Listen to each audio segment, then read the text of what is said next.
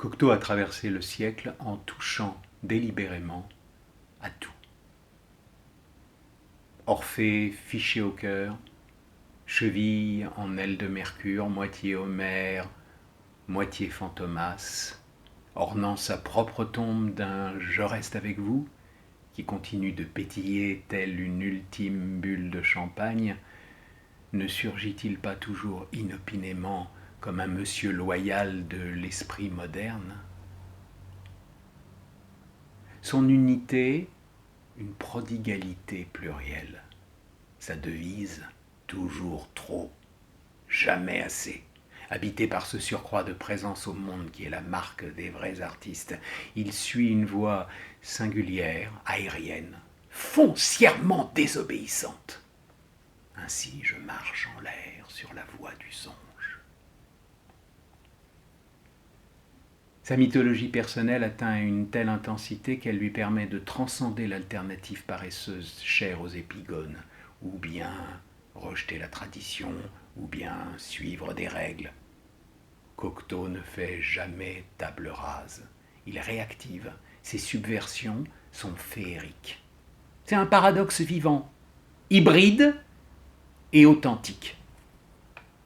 Authentique parce qu'hybride.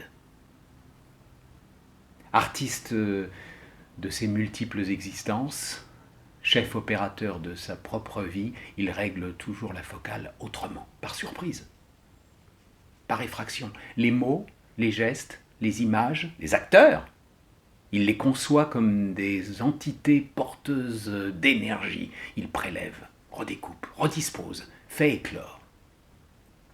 Poudre aux yeux ou libération d'étincelles, il y a souvent du Méliès chez Cocteau.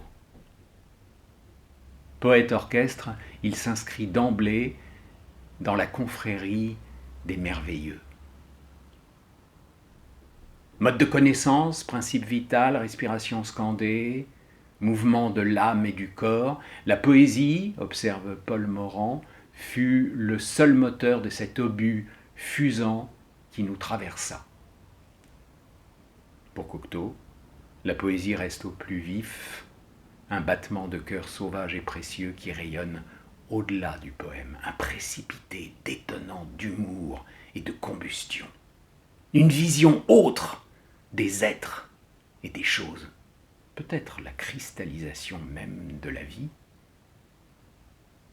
Comme si le poète s'était posé sans relâche la seule question qui vaille, comment être toujours plus soi-même.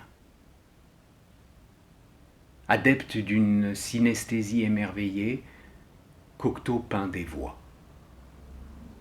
écrit des visages,